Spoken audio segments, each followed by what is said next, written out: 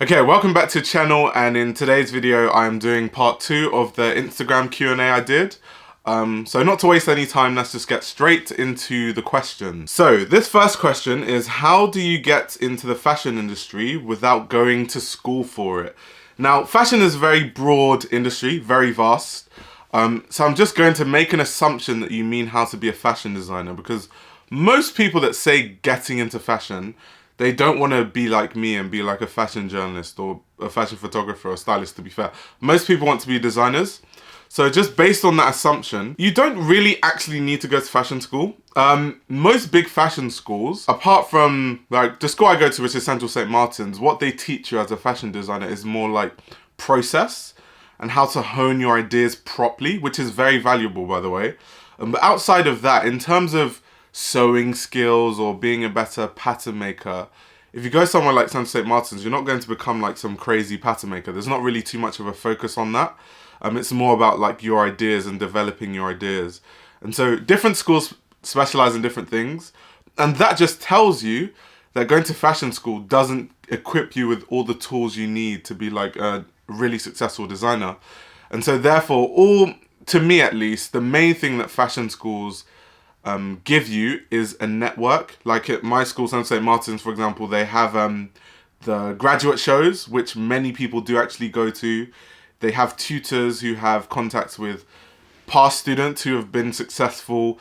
And so that network kind of gives you a leg up in the industry. But if you're someone who's very good at networking, you're a very sociable person, you go to different fashion events, and you live somewhere that has a good proximity to a fashion capital, or you live in one, then I don't think that's much of an issue. I just think why fashion school is so good for most people is because most people don't actually know what they need, like the tools they need to become a good designer. Me personally, I don't want to be a designer, but I've done 2 fashion internships at some big brands. And so just working there, I realized, to make a successful brand, you need like a marketing person, a business person, and then you need someone who can make patterns. You need someone who's a good seamstress. And so I know all the things that needs to be put together. And also in terms of design process, I know like all the different skills from like, even now as a designer, you need like technological skills. You need to be able to make patterns on like digital software, for example. But as a designer, so long as you know what you need to do, I don't think it's necessary to go to school. I think you can just seek to learn the skills, on your own. These days, there's things like Skillshare. There are the YouTube, you can learn so many things on YouTube. Or you can actually just in real life go and intern somewhere, like somewhere around you. You don't have to go to fashion school. And in terms of building a customer base that will actually buy your brand, you can build a customer base on social media. There's so many people now who have built social media audiences and then they release a brand. Or you can just be known, within a certain area or within a certain space for certain things. So to answer the question, you don't need to go to fashion school. And yeah, I'd say that's the way to get into the fashion industry without going to school for it. This next question is, does learning about the history of fashion affect your personal style and taste in brands? Now, my answer is 100% yes. There have been times when I've learned about the history of fashion and I've realized that a designer I really liked was really inspired by someone who I'm reading about historically. And then it makes me like the historical work more and like be wondering, where is this work? Like, can I buy this clothing and all that sort of stuff? And also when I learn about history, I also realized that some designers have like blatantly copied other designers, which makes me maybe respect them a bit less, especially if they're not open about designers that they're heavily referenced by. So yeah, I'd say definitely learning about fashion more and learning about fashion history definitely changes my taste in designers and brands. My personal style as well. I'd certainly say the answer to that question is yes. This question is it important for a fashion designer to have a particular aesthetic? Yes and no is my answer. I don't like the idea of a designer having a particular aesthetic because it boxes them in and it almost means that like people expect a certain thing from a designer, and if the designer goes out of that, they're like, oh, this is like unprecedented and like out of his comfort zone type of thing, or her comfort zone. However, if you're a new designer, think about it this way. The competition, if you have a brand, is so big. There are so many brands at so many different price points that I feel like, especially if you're a new designer that doesn't have like a big audience that is just going to, buy what you make regardless of what you make, it's very important that you can set yourself apart from the massive market that is fashion. And therefore, there should be something very particular or a particular aesthetic of your brand that differentiates it from all the other things on the market. Otherwise, what's the incentive of me, personally, to buy into a new brand that I don't know the quality, I haven't really heard of it, versus like a brand that has a track record at the same price or a similar price point? So you see what I mean? So that's why I think it can be important for a designer to have a particular aesthetic. This question is, fashion a future-proof industry? Oh, that's a really good question. I think in some aspects of fashion it's future-proof and then some it isn't. So for example, all of us are always going to need to wear clothing, especially if you live in a cold country. There are some countries that are so cold that if you don't wear clothing, you'll literally die. And so therefore, the need for clothing is something that will always continue. However, there are aspects within fashion that are dying. So for example, like I'm a fashion journalist, and in fashion journalism, like print magazines are dying. A lot of them don't have like a lot of money now anyway. I don't really care too much about that because my goal is not to work for print magazines. But like the scene of fashion journalism, I wouldn't say is future-proof. Even fashion design, we don't know what's going to happen in the future. AI, is it AI that's going to be designing clothes? Like, what is it really going to be? So in terms of like the different jobs within fashion, like being a fashion designer, being a seamstress, all these jobs, I wouldn't say they're future-proof. I'd say the longevity of a lot of these careers should be called into question. However, the idea of like making clothes and people always needing to wear clothing is something that will always continue. So I think maybe the industry will just develop and the jobs that people will do will develop. So we'll go from, you know, people being physical seamstresses to there being machines that can do all of that work. And then the new jobs will be the people that know how to operate these machines, for example. Now this question is, do you prefer the excitement of new designers or collections or the nostalgia of old designers? Now, I would say I love them both. I love the nostalgia of old collections. I love some of the really amazing things that designers have done that has changed the face of fashion as we know it. However, I also like new designs because new designs are currently changing the fashion zeitgeist in the present moment. And so that is very important too, because I know for example, 40 years from now, I will be the old journalist that will be talking about how I lived through Virgil Abloh's design, like I lived through Pyrex and Off-White and when he went to Louis Vuitton and how that was a big moment. I can say that I was, you know, alive. Like I experienced these things as they happened. And so I'd say I value both as important as each other and I enjoy both. Now I have another really good question. This is, on copying, has everything been done? When is it design interpretation versus a rip-off? Now this is very, very good. And this is something I actually don't think I've talked about much, but something that I do like to talk about. Now, the thing about copying and why I have an issue with people just jumping to, even though sometimes it's a bit blatant, but most times people just jump to conclusions. Oh, this is a copy of this. Now, it is very possible for two people to have very different ideas, but like when you look at the end product of clothing that was made, it looks the same. But when you actually look deeper into the inspiration behind the collections, they're totally different. Now, that can actually happen. It's not far-fetched that that can happen. However, in terms of interpretation versus a rip-off, I think you can take an idea that a designer has used and fuse it with other ideas. I think that's more like interpretation. Or take an idea and sort of transform it. That's something that, you know, Yohji Yamamoto says. Yohji says like copy, copy, copy until you find yourself. And what that means basically is that in pursuit of copying, because you are your own designer with your own thoughts and your own heritage and your own background, even when you copy things, it will get to a point where even in pursuit of copying something, the outcome will still be different. And so really, it's just adding your own sensibility to something that a designer has done.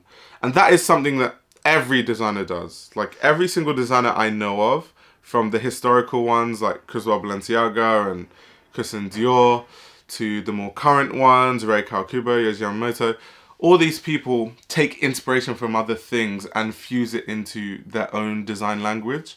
And that's what brings about something unique. And so that's more what I think is interpretation. I think a rip-off is just looking at something and just copying it verbatim, and that's on an aesthetic level. So most times you wouldn't even understand what the inspiration behind it is.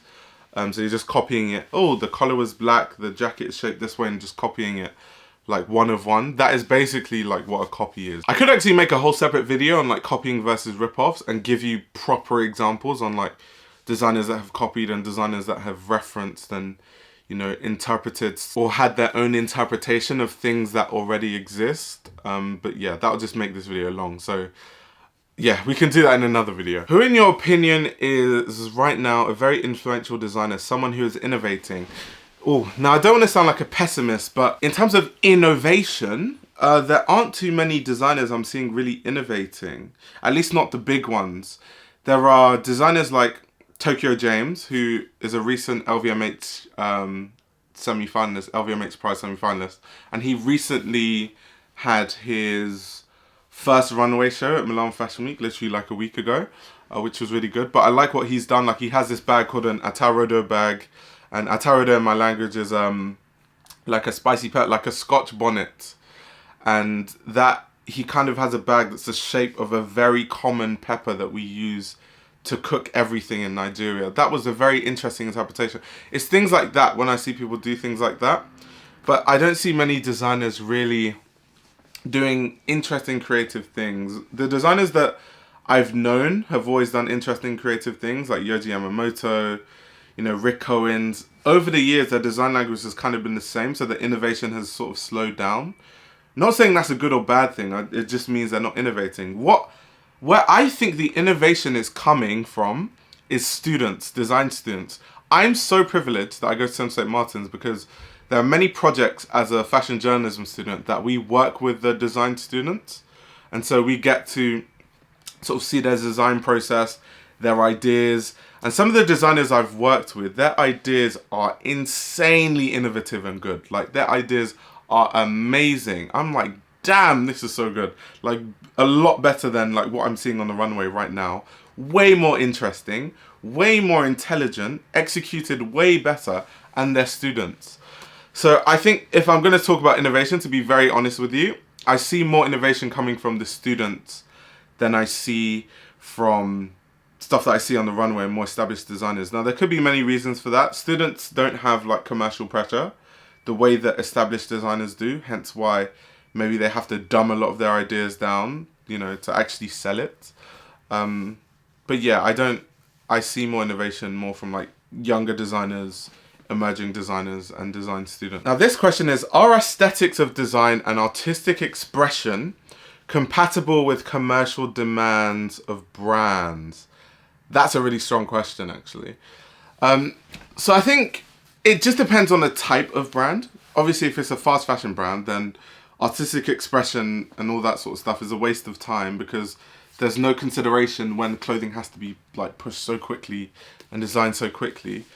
However, if you work for a brand or you're a designer for a brand that's what it is, like a Schiaparelli, then there's more space for artistic expression. So I think actually it depends on the brand that you're working at, and what the target audience of the brand is. That being said, because just the way, the capitalistic way that brands are, they always want to grow and grow and grow and grow. And so eventually, you know, you see $1 million brand, 5 years, they start saying, we want to be $100 million brand. Next thing you know, they sell it to all these rich people that are like, yeah, we want to make it $1 billion brand. And then even a brand that started as something that was very artistic then gets watered down and becomes super commercial.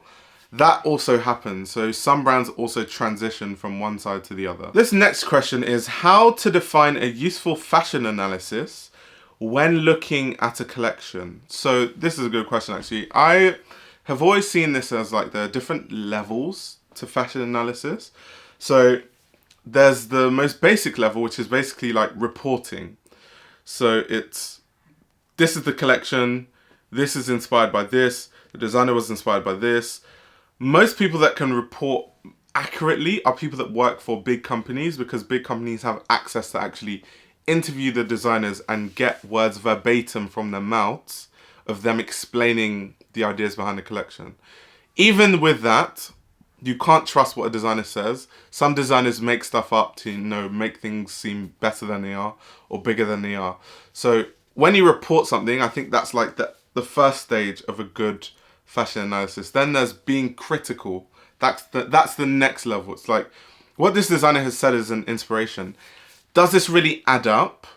Is it really true? And how is it in the context of this collection? How is it executed?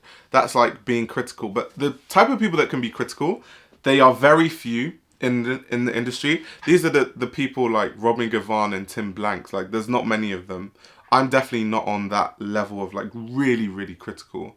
And so that's the upper level of analyzing fashion, where you understand what the designer has said, you understand sort of what the designer claims the inspirations are, but then you now have such an understanding of fashion history, art history, and what exactly the designer is referencing that you can even tell if the designer is being truthful about if they referenced that or not, or you can even tell how well they've referenced it, or how deep they've delved into the idea of what they've referenced. So that's a whole different aspect of fashion analysis. So I think there's the two types of fashion analysis, and each of them are good. The reporting style, you can take from it what you want and sort of come up with your own understanding of what the collection is and the meaning is.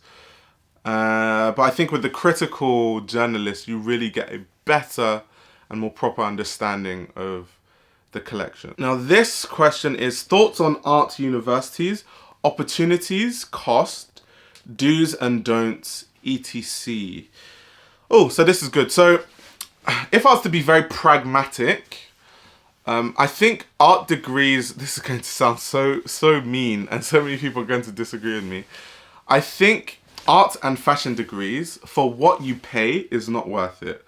Like, the first degree that I did was in chemical engineering, and that is a degree that's considered like STEM, like serious. You're going to make a lot of money from that. There's more job security in jobs like, you know, doing a degree like engineering. When you do a degree like the one I'm doing now, which is fashion journalism, there's not much of a guarantee you're going to get a job after you graduate. So people might ask me, why did you decide to go to St. Martin's then, knowing fully well that finding a job would be difficult? That's because my case is different, because I have a YouTube channel that I've been running for years. I've also written for big publications, so even though technically studying fashion journalism is not technically a lucrative thing to study, in my case, I don't think it's not. I think I'm going to do very well when I graduate, because of the experience that I have. However, that's not the case for everyone. So I think looking at the average person,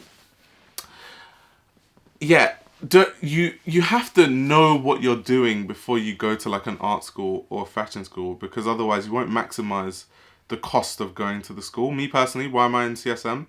One, because of the network, because the network of CSM is insane. And secondly, the lecturers, because I felt like I just wanted supervision from really, really experienced lecturers on improving my writing before I just go out there into industry. I could have just been a journalist and not gone to school for it, but I definitely think my writing has improved a crazy amount from having lecturers like really critique my work and go through it sentence by sentence and question everything I write and why did you write that? Where's the justification for that thing you wrote? That has made me such a much better writer. And the same goes for fashion designers. Fashion designers don't necessarily need to go to school for it, but if you go to CSM, one, you're probably going to have a collection that's going to be seen by a lot of people. There's an amazing network. You're going to go to school with other people that might be big in the industry, and that could be a reason why you get a job in the future. But yeah, I think in a wider sense, why so many people are dissatisfied when they go to like fashion school and they don't get a job is because I think a lot of people don't have an understanding of how competitive the fashion industry is. Like, fashion is so hard to be successful in the fashion industry, like so hard. And even I'm at school now and I see it with like, not necessarily my course, because my course is probably one of the more serious courses at my school. Like, people are like actually doing work. But there are other courses at my school that I've seen that people are just like cruising.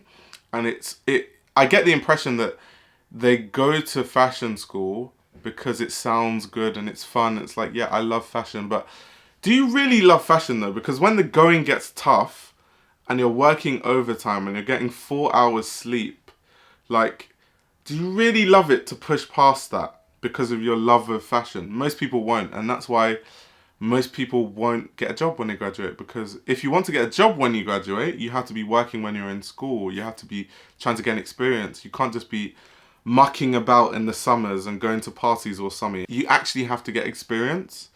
And you have to do that during the holidays, because when you graduate and they ask you, oh, do you have experience? And you're like, no, because you're partying all the time, then whose fault is it that it's hard to get a job? Yours. And so to go back to the question about like thoughts on art universities, opportunities, costs, do's and don'ts.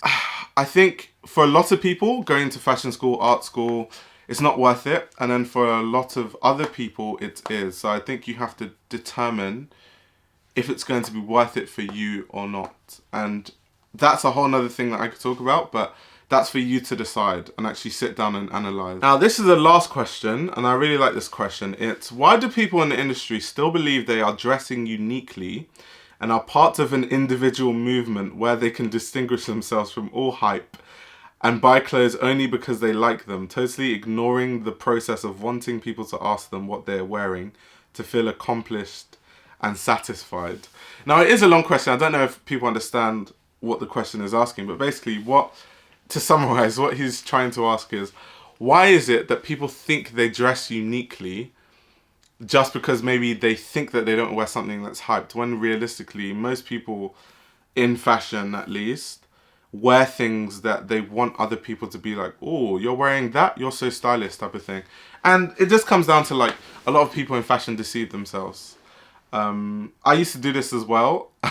I only just recently snapped out of it, where I thought that I dress uniquely because I wear brands like Y Project and I wear brands like Y Project and Comme des Garçons Un Plus and Rick Owens and stuff like that. So I really actually thought I used to dress uniquely, when in an actual fact, I was just in a different echo chamber, because I just used to shop at Dover Street Market all the time, and I used to get props from all the people that, the type of people that used to go to Dover Street Market would be like, oh, you dress so good, you wear Y Project and stuff. So then I had to really sit down one day and I was like, do I really actually like this stuff, or am I just wearing it and buying it because I know I'm going to get ratings and approval from people? And so I think once you come to a realization that we all are kind of in some sort of echo chamber, you stop thinking that you dress so uniquely, and you stop like being arrogant about things like that and thinking, yeah, I'm so unique and all that stuff. So yeah, it's funny. It's a funny thing that fashion people do. So many people do it, but I don't think anyone really dresses that uniquely. Like most people that people consider dress uniquely, I can point to like a community and a group of people that dress the exact same way, and I'll be like, yeah, they're just part of that group of people. It's not really that unique. But yeah, this was a lot of fun answering some more questions for 20 or so minutes. So before I go, I just launched my ebook on my website. It's about effective ways to learn about fashion. So in the ebook, I give you sort of the perfect structured small ebook on ways to learn about fashion effectively. Like what are the good sources? How should you think about fashion when you're reading about it? Those kind of things. Some, you know, common terminology that I've explained in the ebook as well. So that's available on my website, and the link to that is in the description below. But apart from that, I'll be back with another video very soon. I'm loving that I'm being a bit more consistent, because there was a time when I was posting like once a month. So I feel like I'm back properly on YouTube. But on that note, stay tuned for more videos in the future.